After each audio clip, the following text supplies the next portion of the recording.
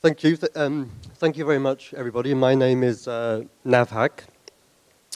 I'm a curator at the MuHKA, the Contemporary Art Museum in Antwerp, in Belgium. And I'm moderator today for the panel together with Wu Tsang and Guan Xiao.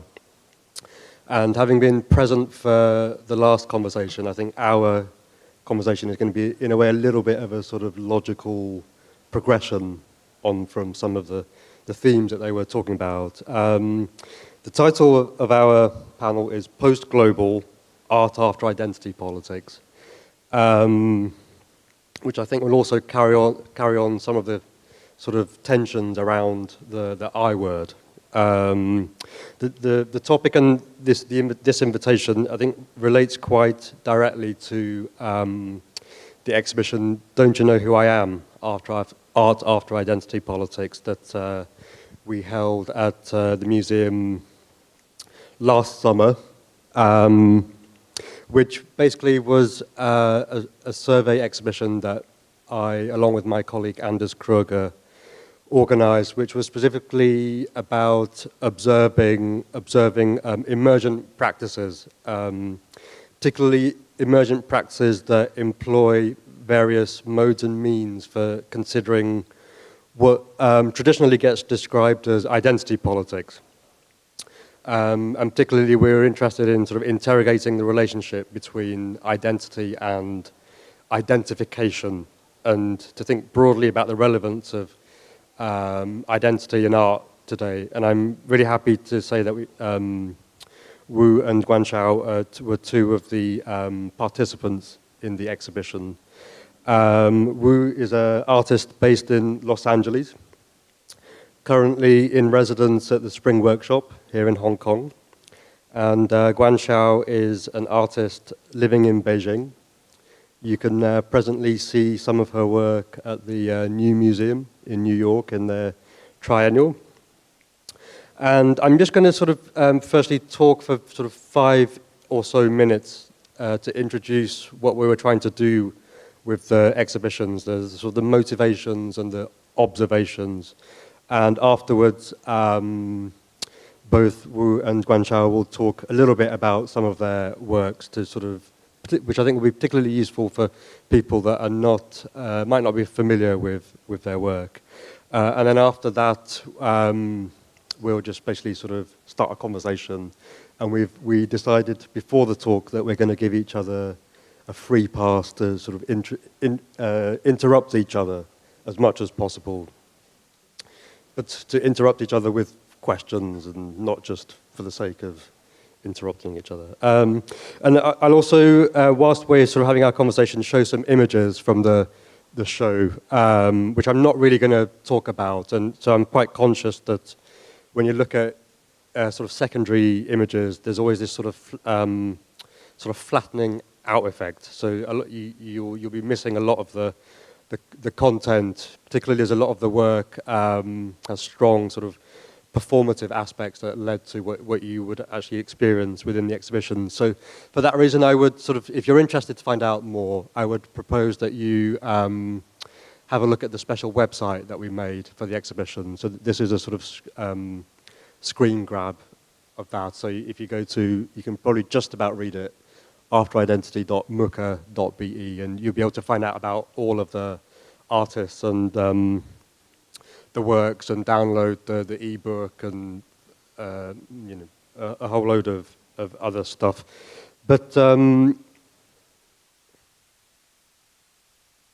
these were all the artists in the show. There was around about 30, including actually Hegu Yang, who was in the previous panel. And I think with this term identity politics, particularly within Western discourse, there's something that's quite prominent in Western discourse. There are strong connotations to do with the 80s. It's sort of generally sort of attributed, broadly speaking, to 80s generation, where many artists wanted to sort of define themselves through various social, economic, or political lines. There were sort of quite clear, shall we say, constituencies of identity, perhaps most visibly things like race, gender, sexuality, maybe to a lesser extent, things like social class.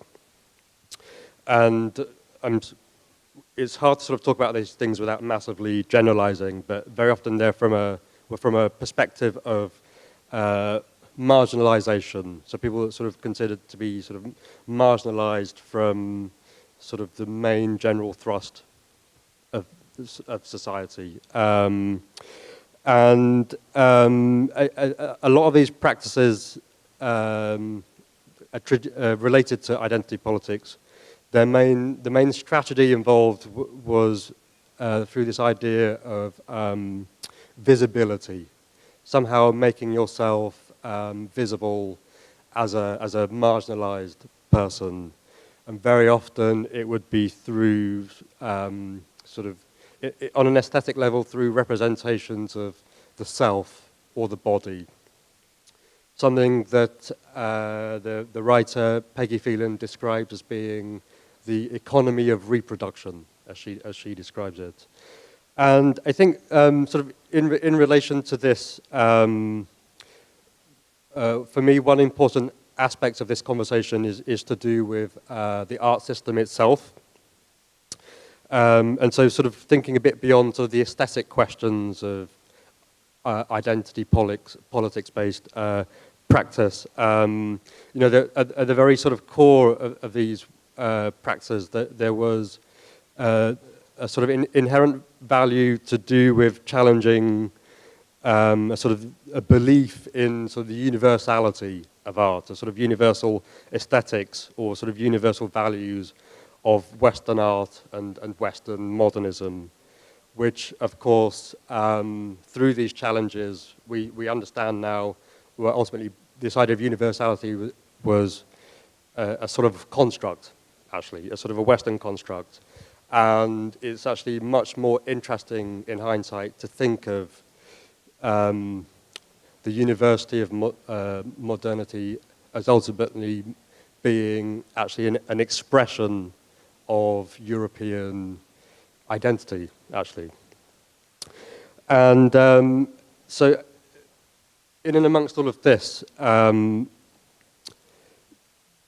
there seemed to be, with the sort of the beginnings of identity politics, a sort of mode of legitimation that would happen. And it's really to do with thinking of art more to do with group behavior, actually. So for me, I've always found the writings of somebody like the late Arthur Danto to be quite important for this, who about 50 years ago, or a bit more even, with his text, The Art World, sort of really sort of elucidated on some things that now seem sort of, perhaps, you know, we might take them for granted. Things like, for example, you know, if we think about what an artwork is, you know, an artwork isn't an artwork because it looks like an artwork. It's an artwork because the art world decides it's an artwork. So this way of sort of thinking about art as sort of group behavior, I think, is sort of this sort of mimetic behavior. There's a sort of art world meme, a sort of unwritten code of existence, and I think that this also sort of involved sort of processes of legitimation that decides not just whether something is an artwork, but also whether somebody is an artist also that can operate within the art system. And so I think when it came to identity politics and the sort of the institutionalization of identity politics, part of the issue was that there seemed to be a sort of transition from marginalization, so i.e. outside of the art system, to perhaps ghettoization within the art system, because there was a kind of, as part of this process of legitimization, a sort of broad expectation of the kind of work somebody might be expected to make when they came from a particular background or perspective of marginalization. So, for example, if you were a black person in Britain, you'd be somehow expected to make work about the black subject. And so the sort of the more speculative, shall we say, dimension of art was sort of repressed a little bit.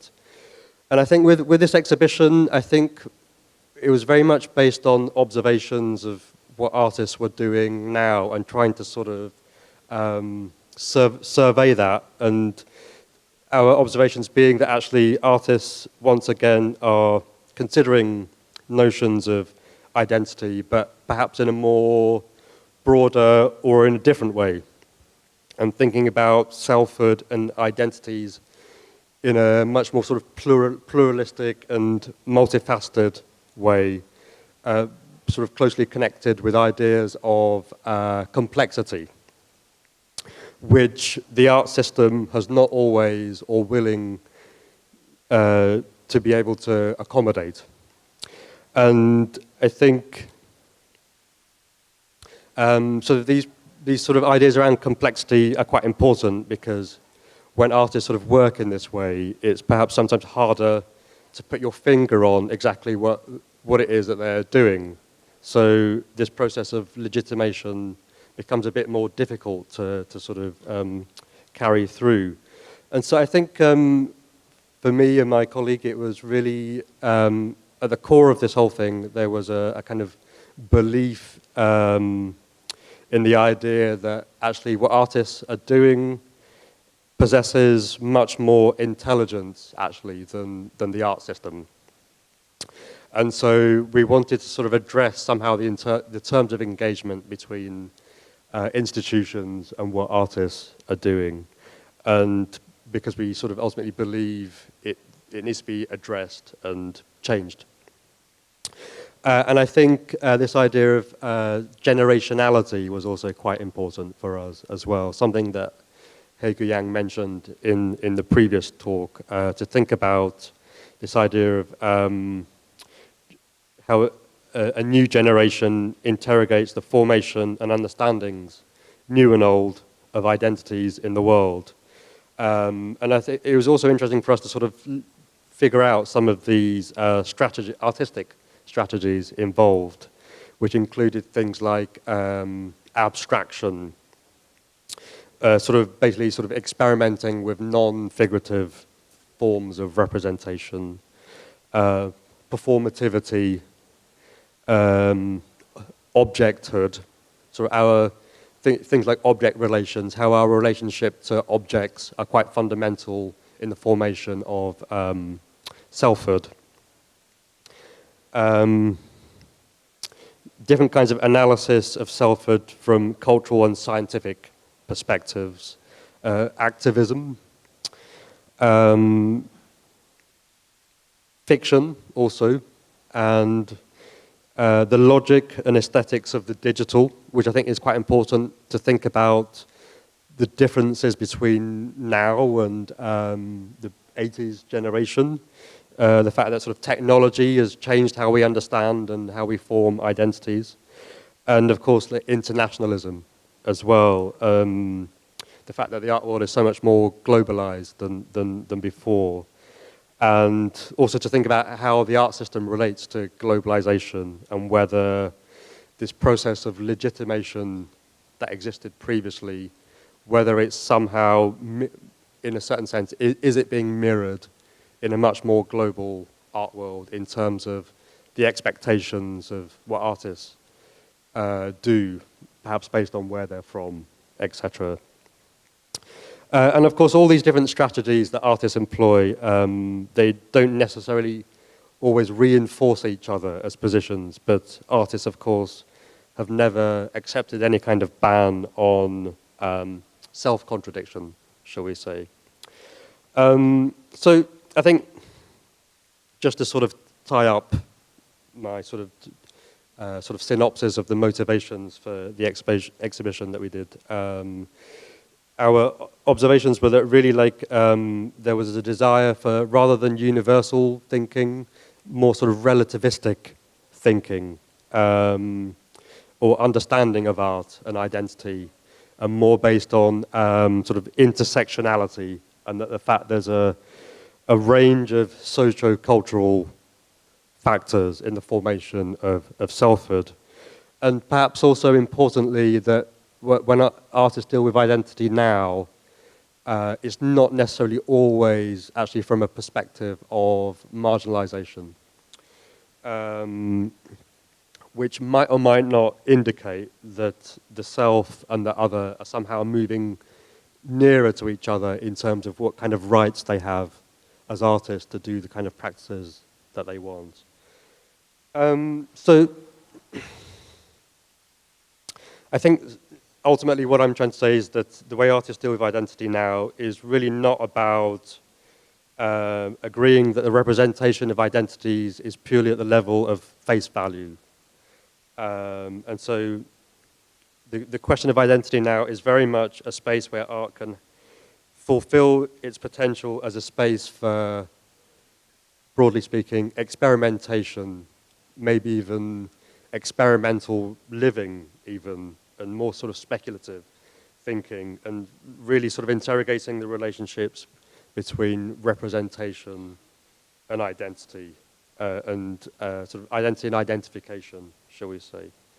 And a sort of a broadening or of an expansion of this field of discourse. So I think maybe I've sort of completely avoided talking about art, directly about art or artists. So I think it's probably a good point to hand over now to perhaps to you first. Wu, I think your images are up first. So. Okay. Hello. My name is Wu Tsang.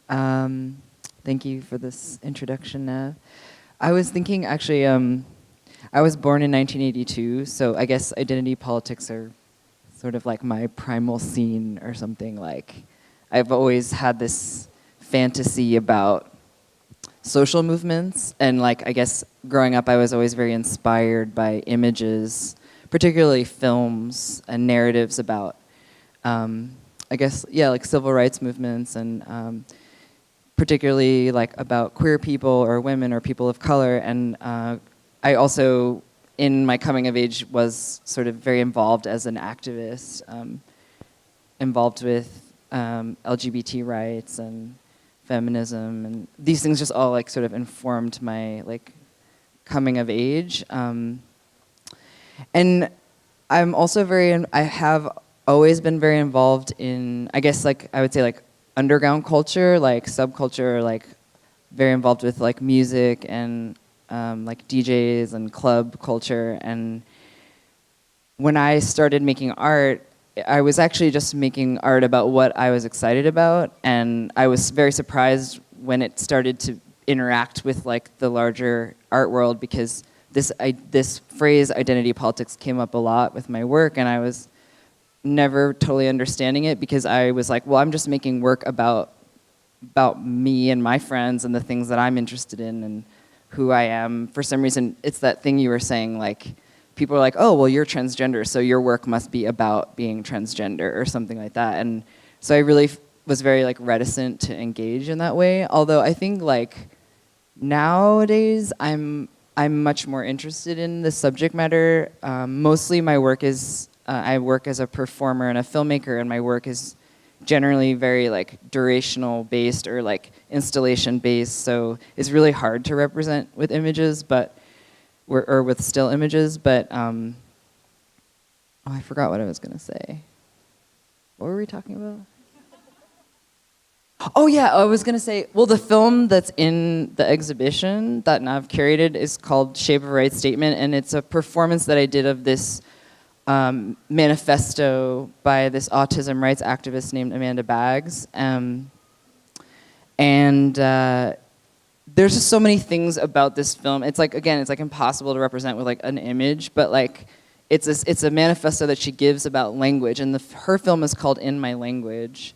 And I recently had a solo exhibition at the Migros in Zurich, and I titled the show Not In My Language, because I'm really interested in thinking about language as a kind of, well, as a major like way to like understand self or others. And in this manifesto, Amanda's talking a lot about her language being a nonverbal language, and she says, like, my language is not about defining words or even visual symbols for people to interpret.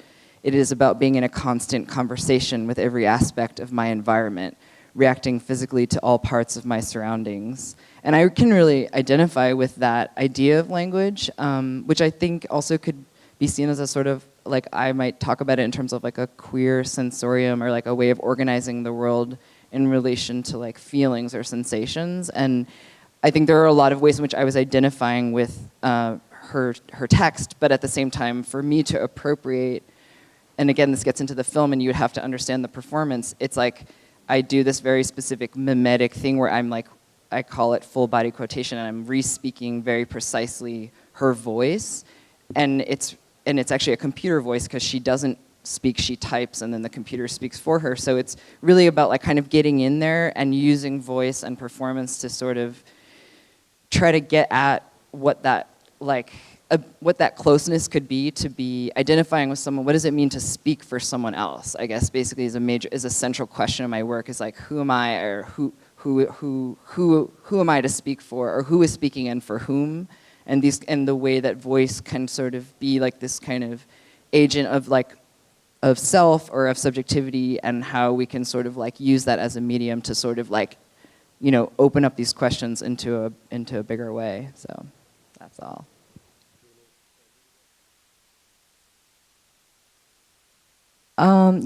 I guess the project that I'm working on currently is actually a science fiction film, and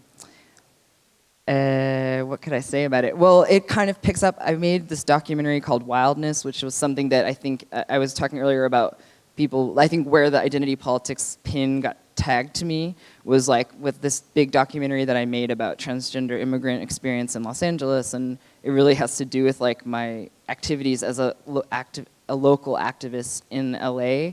But since, and that image works for that.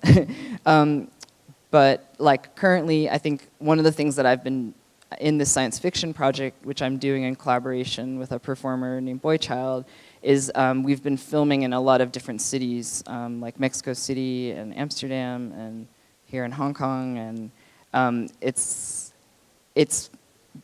like the city of the future that's like a sort of a non-city or like a global city. I was really inspired by this China Miéville book, The City and the City. But anyway, just thinking about different like ways of representing like I was actually just, my question was like, what would a subculture or what would a resistance look like in the age of the internet? Like now that we don't have this idea of an underground being just a location that you have to go find in a club, like in one single place, but that sort of underground or like resistance culture can be sort of shared globally.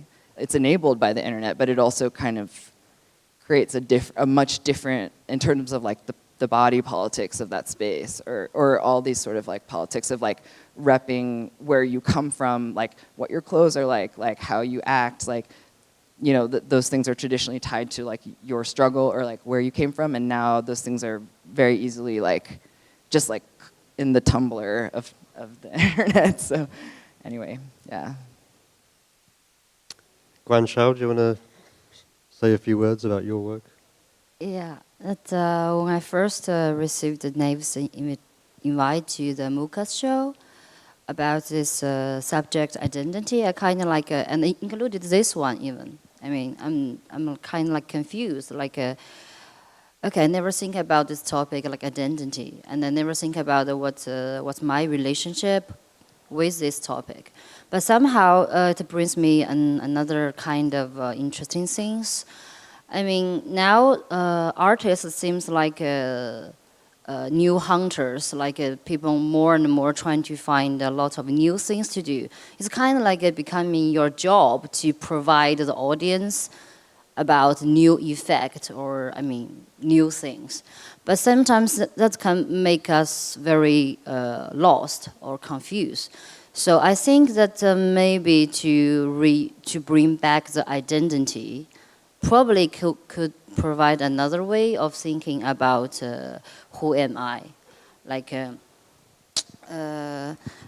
for example, like all my works that especially my video works, I never really shoot something. I usually like download a lot of video material from internet. I mean, but all the material that is served for myself, like you can personally, I think that the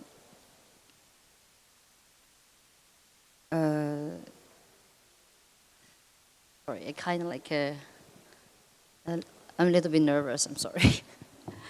Well, do you want to talk about some of the things we can see?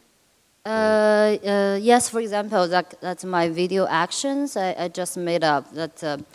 Okay, when I'm talking about, I always trying to find something that can beyond the language and the nationality and I mean culture things. For example, my last video action, I trying to find out something every human can understand by this language. For example, like rhythm.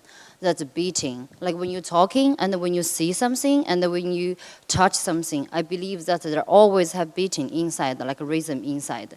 That can be a way to understand or experience our outside world. So in my video works, I always trying to find out.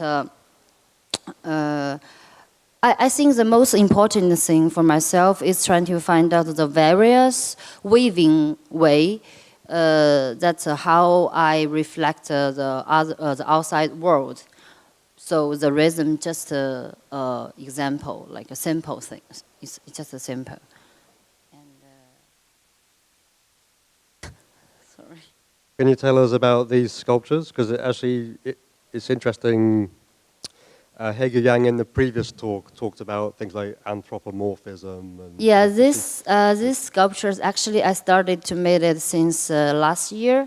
I considering all these objects. I mean, these sculptures like a group of poetry. So I think every pieces of them have different characters and different identity. So. I never give up. I never provide just one meaning of my sculpture. I always provide like a different point in my sculpture. But as an audience, you might not have your own understanding of my sculpture. For example, my installation in MuHKA, the last show, which I also show it in Trenio. It's like I provided like a 3 stage that the background you can always find in studio, photograph studio, but somehow I give a lot of like a lead that like the tripods and like the very ancient sculpture statue. I'd love to mix with the very old stuffs and the new stuffs. I think they are the same thing, like the more ancient things and the more new things. Somehow, because of you don't know them very much, so somehow the possibility is the equal things that you can feel. So I'd like to put them together, and otherwise I never provide a very surely like a. Answer of it. I always provide like a different point, like the background and be seen. Like you can always surround it, and you can be the actor, or you also can be the audience. So it's happened meanwhile. I mean together. Yeah.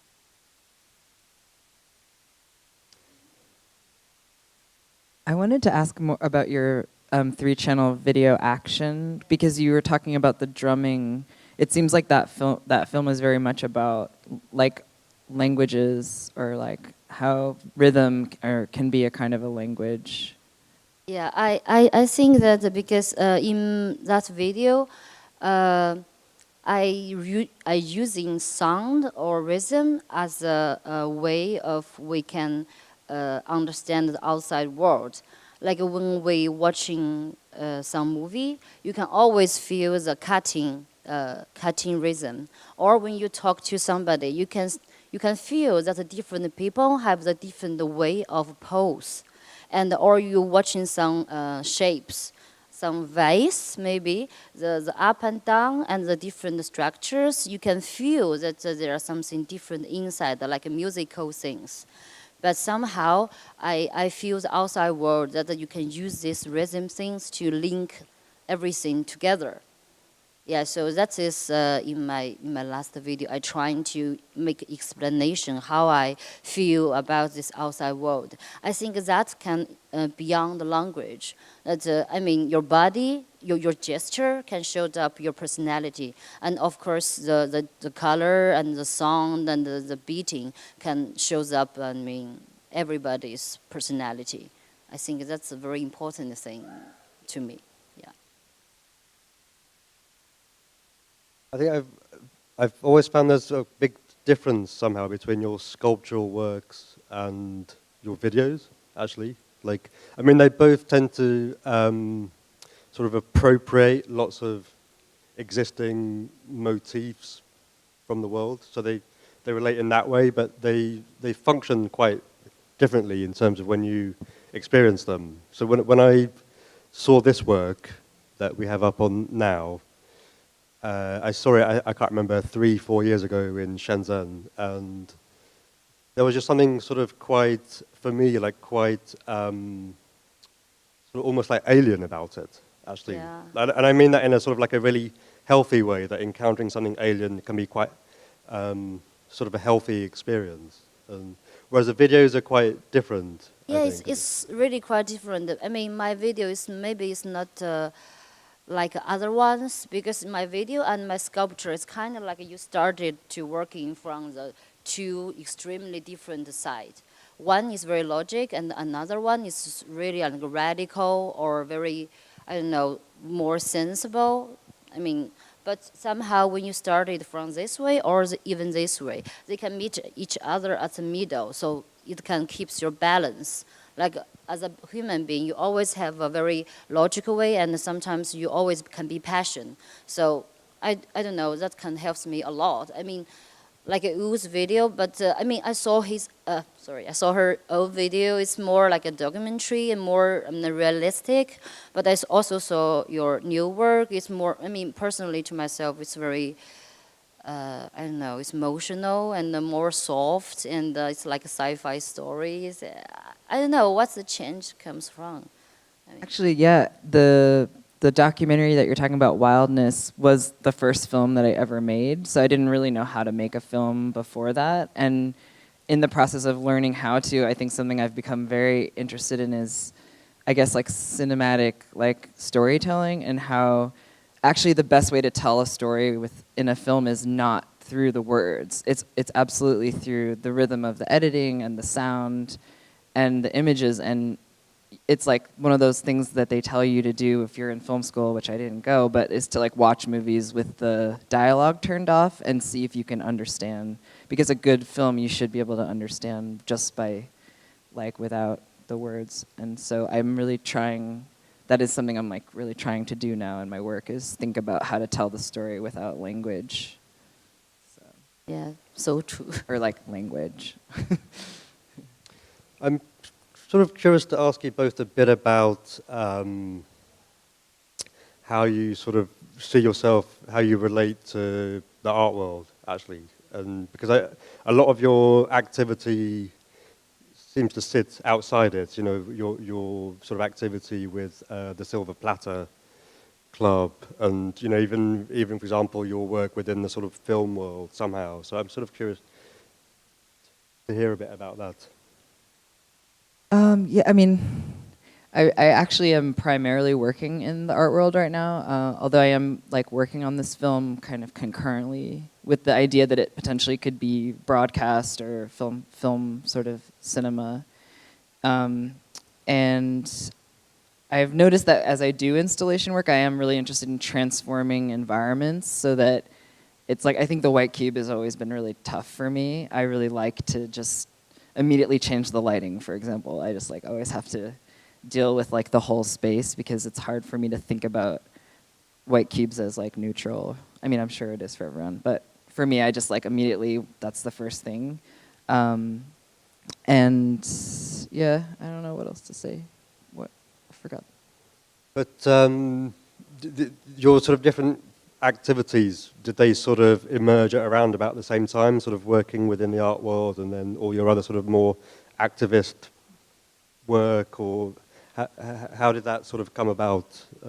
Well, I think one thing that's, I mean, it seems in the talk before this and now we are continuously talking about this sort of global phenomenon that is like the art world, and that's something that's really transformed my practice because I'm not in a location anywhere long enough that I could make like a film like Wildness, which took me 4 years to make, and I worked in that location for like 2 years, or actually 4 years really. So it's a really different relationship to place and to people. And so I've found that I have to build a different set of accountabilities, because for me, accountability is really important when it comes to representation. And so I have to kind of build them more abstractly, I guess, or discursively, or again, like think about these alternative kinds of ideas of community that are more like networked or virtual.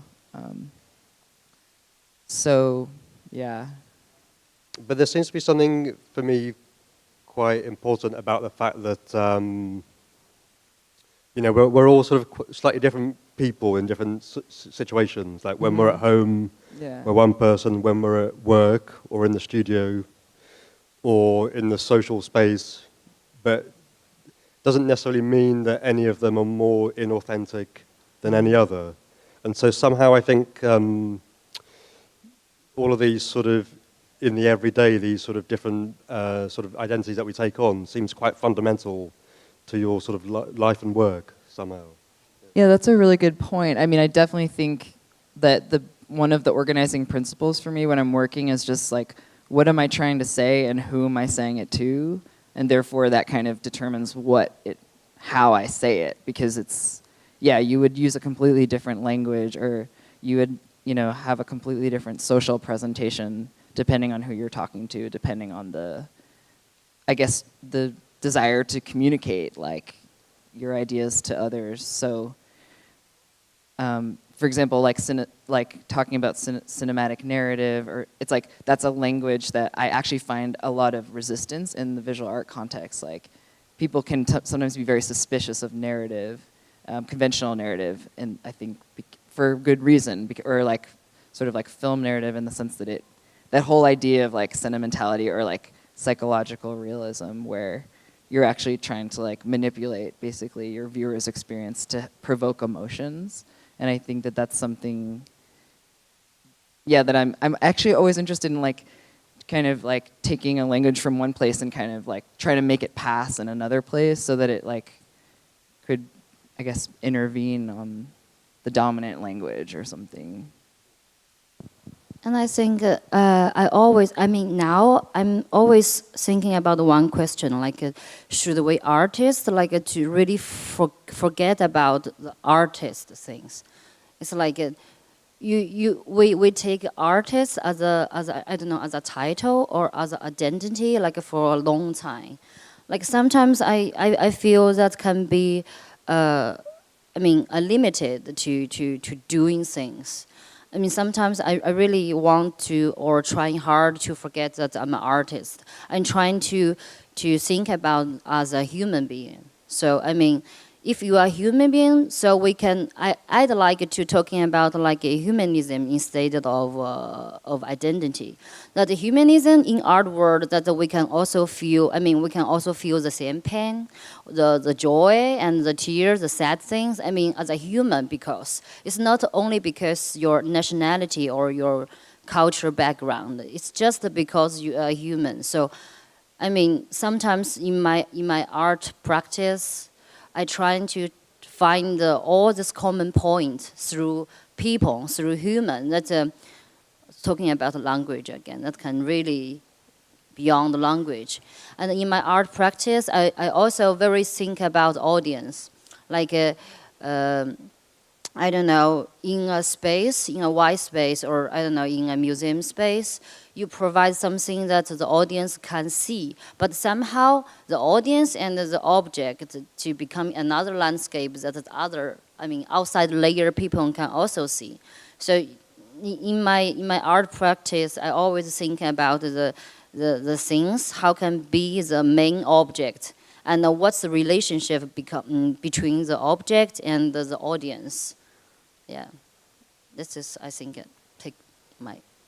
I think you took quite an unconventional route into becoming an artist. Like you didn't train as an artist originally. No, I didn't, because so how did that come about? Yeah, because in early time in China, it's kind of like the art environment. It so sucks, I never,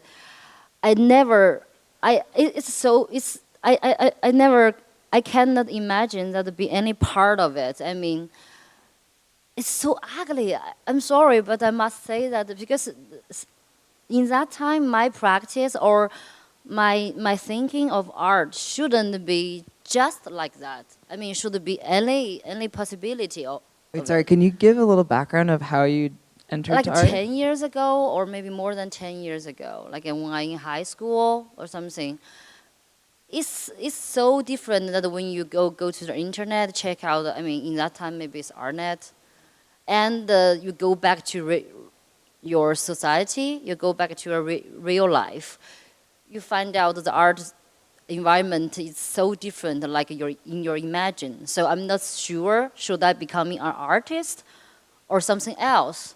So I just trying to do whatever I want, and later, I mean, probably in 2012 or 11, I finally can tell myself that, okay, this is what I want to do. Because in that time in Beijing, there are a lot of like new space opened, and the young artists kind of like have possibility to earn their chance to make show in a gallery. So in that time, I finally decided I should become an artist. So you felt, was there a different context that felt actually more appropriate before? No, I don't know. I never think about the word artist, what is artist should be. I just think that I just want to be a human that can be really honest to my inside feeling, the feeling I reflect the outside world. I just want to do that. 5 minutes. So we've got the 5-minute signal. So maybe we should see if anybody in the audience has any questions. Come on. Yes, there's one over there.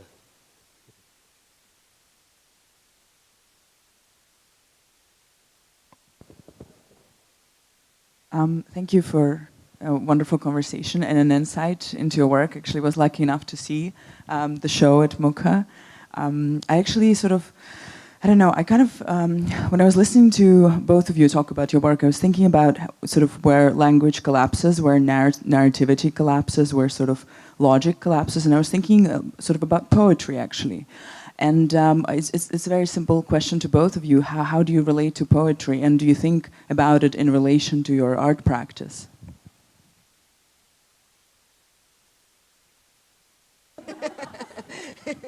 I don't know.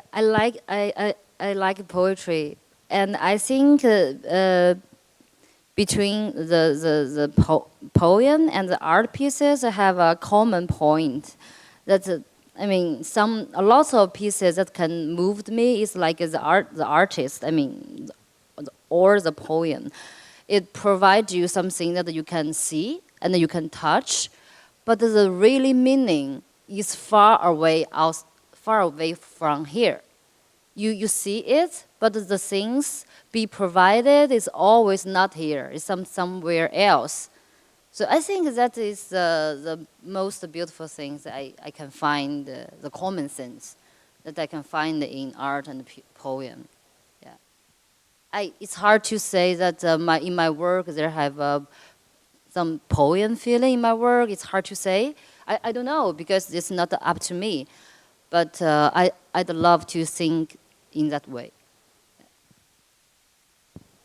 Well, Steve McQueen once made this analogy about how like a novel is like a feature film and a poem is like an artwork. And I kind of agree with that because I think that like art is poetry in the sense that it's like a way to slow down, you know, and to like focus on details or like I think having things not add up or having things not resolve, like these are all things that are possible with visual art that are not necessarily possible in more conventional narrative art forms. So. We've probably got time for one last question over here. Hi, I'm an art teacher here from Southern China, and I brought some of my art students. And we have a lot of questions. One being well, maybe two. As an art teacher, I try to encourage my students to be who they are inside. And I just wondered what words of wisdoms you had for them to encourage them to be who they are. Thank you. No, this is funny because we were at the Isaac Julian talk yesterday, and there was this exact same question coming from a high school student. So, Yeah, I can say because since I'm a junior artist, that I heard some artists told me like 3 words. I take it very precious till now. She told me that there are only 3 standards in your art practice. 1, be polite to everybody, and 2, never do things that you don't want, never. And 3, you see your goal, you just go for it. Forget about the middle of the blah blah blah things. You just saw your goal and you go there. I need to call on you, Tosh, because we have this friend that's a makeup artist, and she says it takes 10,000 hours to get good at something. I think that's definitely true. So to be like a professional, 10,000 hours, at least. Okay, that was much more sort of practical and direct than what I was expecting. Brilliant. I think we all learned something from that. Good. Well, I think that's probably the end of our panel today. I think this was Guan Xiao's first ever public talk, so I think she's done brilliantly well. But I hope you can join me in thanking both you, guys. Guan Xiao and Wu Tsang. Thank you.